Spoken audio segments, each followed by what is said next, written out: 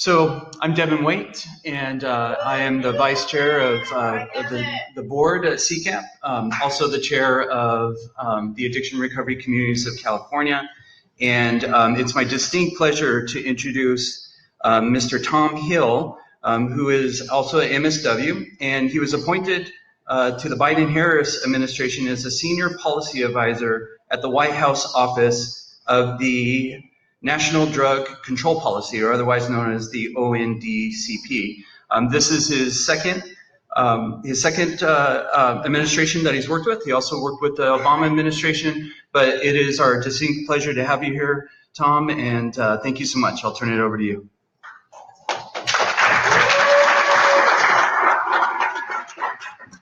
Good morning, everybody. My name is Tom Hill, and thank you so much for that kind introduction. I am a person in long-term recovery, and for me, I always get a little choked up. That means that I've not used alcohol or other drugs for over 29 years.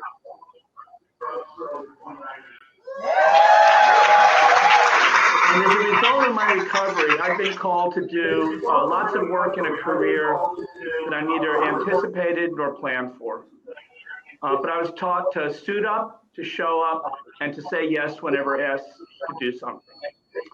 I'm honored to have the opportunity to open day 2 of the CCAPP annual conference. And when I was reviewing the agenda for the conference, I was struck by 2 things. First, the heavy focus on recovery, yay. And second, it includes the experiences and perspectives of diverse communities. And the Biden-Harris administration recognizes the importance of these things and heeds the recovery community's longstanding call to be heard and to be included.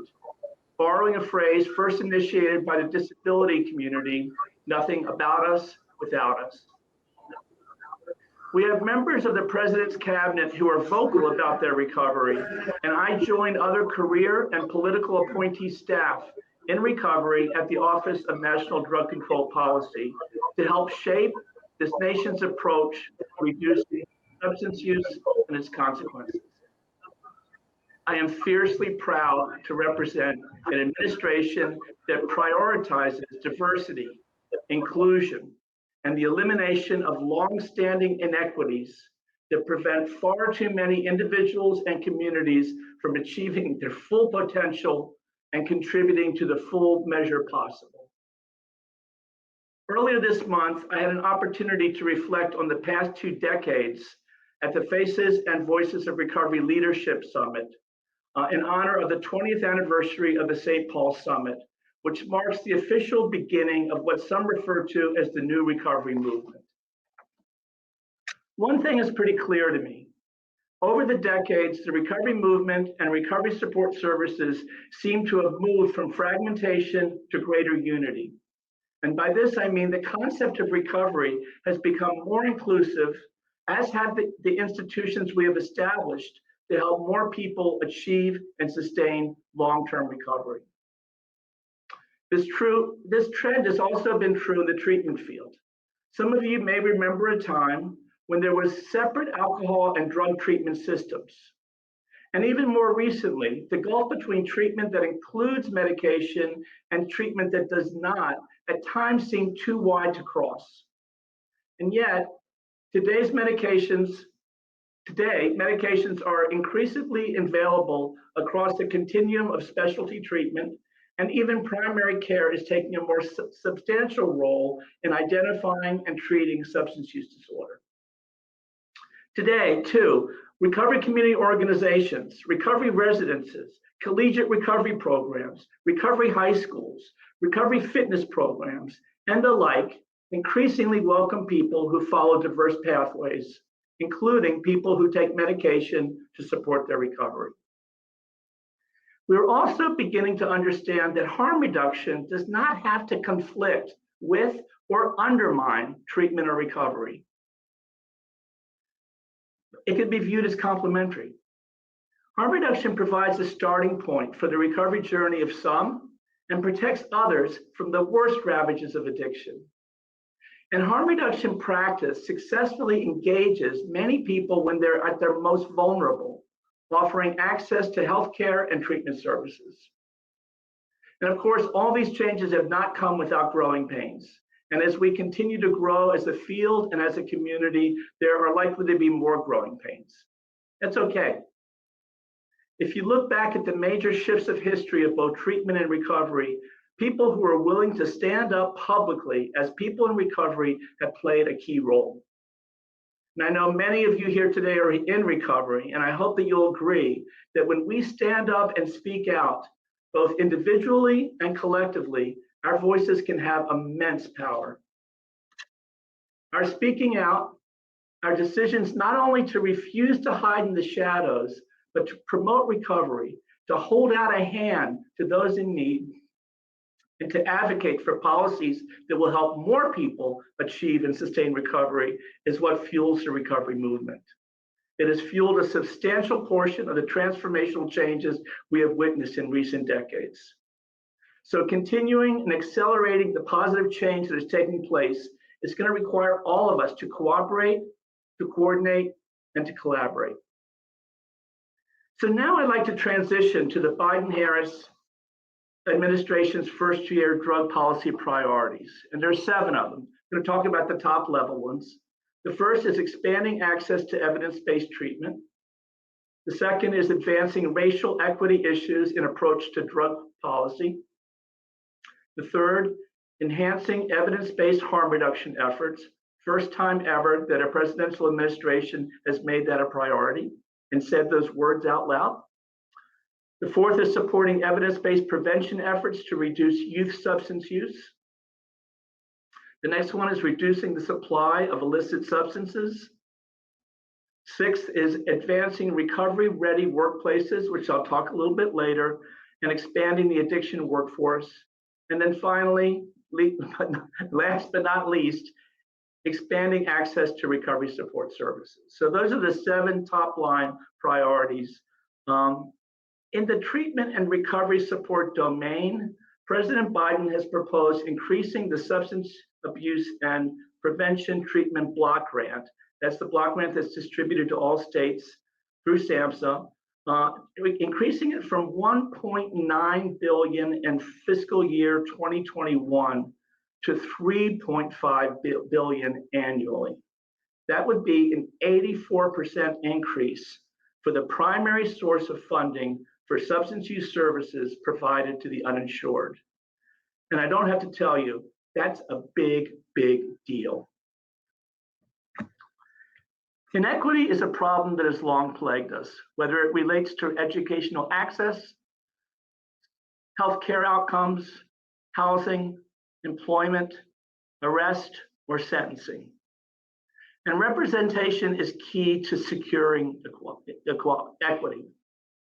As a queer man who joined the LGBT community members in advocating for effective response to HIV/AIDS in the 1980s and 90s, and who continues to work toward equal rights for the LGBT community, I can tell you that success is contingent upon bringing together diverse communities, differing perspectives and priorities, and that building coalitions is essential to movement building and growth. I am thrilled that diversity and equity are top priorities of the Biden administration. And that is important not only to those who have been historically excluded, but to the entire nation. Divided, we are weak and distracted. Unified, we are the force with which to be reckoned. And I call on each of you here today to ensure that equity and diversity are pillars of your efforts to address substance use moving forward. The administration's groundbreaking embrace of harm reduction as part of the service continuum reflects its focus on addressing inequity. We're long past the point where we should be making access to services and supports contingent on the ability or even the desire to stop using. And it is the most certainly time that we stop kicking people out of treatment for exhibiting symptoms of the condition for which they are seeking help. The administration is also expanding funding for evidence-based prevention. Yes, we are facing staggering and unprecedented numbers of overdose deaths and need to ensure that sufficient treatment and recovery supports are available. However, to end an epidemic, we need to do more than treat those already affected, we also need to prevent new cases as well. So prevention too is very essential. We also need to ensure that people have access to medications for opioid use disorder. Treatment that includes FDA-approved medications for opioid use disorder is associated with better retention, lower rates of illegal drug use and criminal justice system involvement, and lower rates of overdose death than treatment that does not include these medications. And despite that, only about 20% of Americans receiving treatment for opioid use disorder receive one of the FDA-approved medications. That is unconscionable. We need to do better. We need to educate the public, policymakers, and our colleagues. We need to end the stigma and misunderstanding associated with the use of medications for treatment and for recovery. The administration is also continuing efforts to reduce the supply of illicit drugs. And when supplies are reduced, rates of use decline, and this can both save lives and reduce crime. And then finally, the administration is promoting the adoption of recovery-ready workplaces, policies across the private and public sectors, including the federal government itself. So what's a recovery-ready workplace? Recovery-ready workplace policies include strategies for hiring people in recovery, but go further to include preventing and addressing substance use among employees and building a more productive and resilient workforce by three things: encouraging and facilitating help seeking among employees experiencing alcohol or other drug problems, providing the flexibilities needed to accommodate treatment, recovery support, and mutual aid during working hours, and building a culture where help seeking is considered safe, and that people in or seeking recovery are recognized not as a liability, but as an asset to the workplace and the organization. As President Biden wrote in his presidential proclamation for National Recovery Month in September, quote, helping those in recovery to attain economic opportunity and mobility will not only improve their well-being, but also benefit our nation as a whole. And we have delivered that recovery message for years, saying it's not just our recovery, it benefits the entire society. Finally, as I believe most of you have heard, I hope so, in addition to significantly expanding the block grant, the president has called for the first ever requirement that states set aside a portion of block grant funding for recovery support services. The president's budget and the current version of the appropriation bill, which is yet to be passed, would require states to direct 10% of block grant funding to recovery support services. And this is really critically important, and we've advocated this for a long time, because recovery has been usually nested into treatment funding, which is hard to disaggregate and hard to show the effectiveness of recovery support services when they're couched in another discipline. This is also critically important if we want to expand treatment to build the kind of national peer recovery support service workforce and organizational infrastructure we need, so we can start to create really solid recovery community networks in locales and regions and states across the country. The set-aside would not only vastly increase funding for recovery support services, it would provide a reliable funding base that organizations could count on from year to year. So I urge everyone in this room who thinks that the increased block grant funding and the set-aside are good ideas, now is the time to let your voices be heard on this. So in closing, and it's such an honor to be with you all today. I wish I could be with you in person in Newport Beach, but I'm in Washington, D.C. As we enter the third decade of the 21st century, I believe that we are on the cusp of another turning point. Looking ahead, each of us has a responsibility for ushering in the next chapter. Chapter has not yet been written.